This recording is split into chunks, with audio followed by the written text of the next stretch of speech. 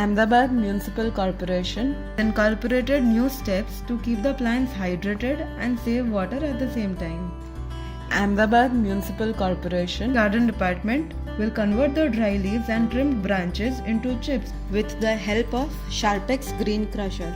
These chips will be placed on the plant's soil, which are planted on the divider or nearby the road.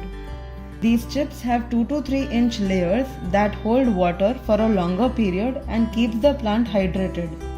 This process is called mulching, which is going to be proven a great help this summer. The frequency of watering these plants was once a week, which will now be reduced to twice a month. This machine has easy mobility and does not need any electricity.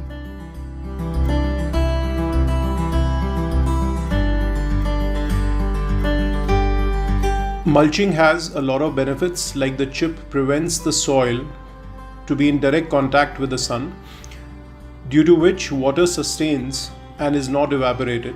The chips here work as a barrier